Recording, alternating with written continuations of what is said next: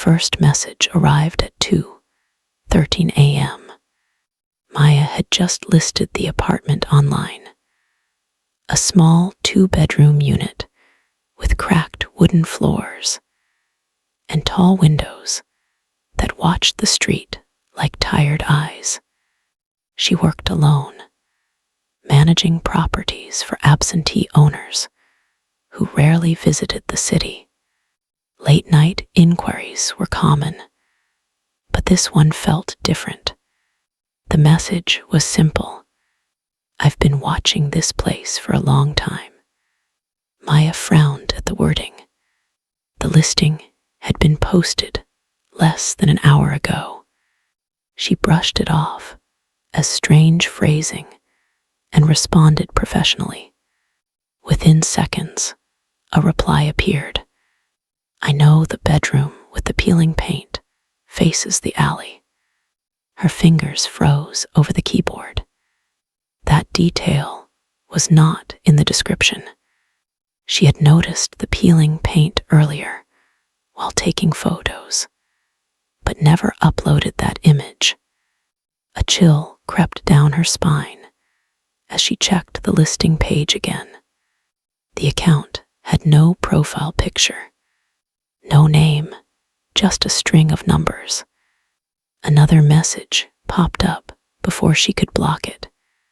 "You shouldn't stand so close to the window at night." Maya's breath caught in her throat. Her desk was positioned beside the very window, overlooking the street.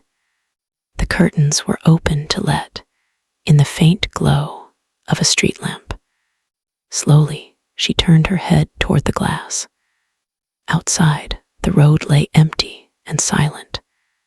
No cars, no pedestrians, only the long stretch of asphalt glistening under weak light. Her reflection stared back at her, pale and uncertain. She forced herself to laugh nervously. It was a prank, she told herself. Some bored teenager trying to be clever. She closed the laptop and locked the office door. But as she reached the parking lot, her phone vibrated again. A new message. "I prefer when you wear your hair down." Maya's hands trembled as she instinctively pulled her hair over her shoulder. The parking lot lights flickered once, and somewhere beyond the darkness, she felt certain someone was watching her. Maya reported the account the next morning. The website support team assured her the user had been removed. They suggested she change her password and enable 2-factor authentication. She followed every step carefully. For 2 days, there were no strange messages. She began to relax, convincing herself she had overreacted. Work continued as usual, and new listings were posted across the city. Properties in quiet neighborhoods, studio apartments near the train station, and suburban houses with overgrown gardens. On the third night, her phone chimed again. A new account had inquired about a property she had not yet published. The draft listing was still saved privately on her laptop. No one else had access to it. "I like this one better," the message read. "It has fewer neighbors." Maya's pulse raced as she opened her laptop. The draft was gone. Instead, it appeared live on the site with photos she had not taken. Photos of the house at night.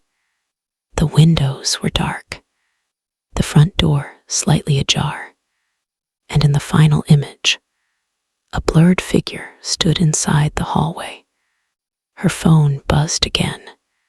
"You should visit before it gets messy." That address was across town.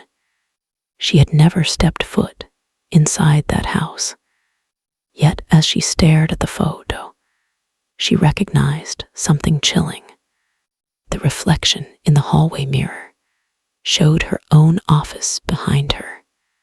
Her desk, her window, her chair.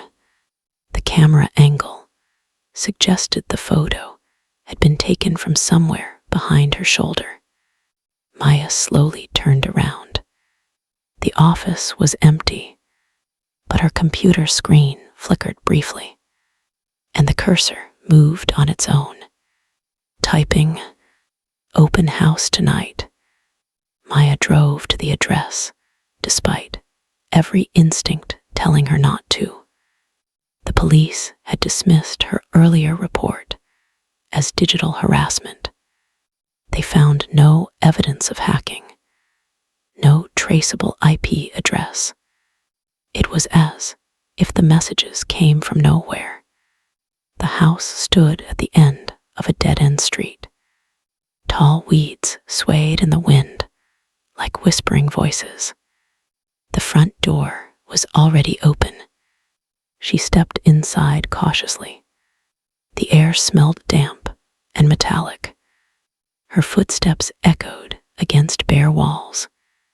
There was no furniture, no signs of recent activity, yet the lights flickered on as she entered the living room, illuminating dozens of printed property listings pinned to the walls. Every listing she had ever posted: apartments, houses, commercial spaces, each page marked with red circles and handwritten notes, dates, times, descriptions of her clothing. She arrives at 10:12 a.m. She checks the windows first. She smiles when nervous. Her heart pounded violently in her chest. This was not random. This was calculated observation. In the center of the room stood a table. On it rested a single printed listing, her own apartment address. The lights went out. Darkness swallowed the room completely. Her phone vibrated in her hand. I saved the best for last. A floorboard creaked behind her. She spun around, but saw nothing. Then she felt it, a breath against her ear, cold and deliberate. "You list places for strangers." The whisper was right beside her. "Now you are the listing." The next morning, Maya's coworkers noticed she had not arrived at the office. Her car was found, parked outside the dead-end house. The front door stood open.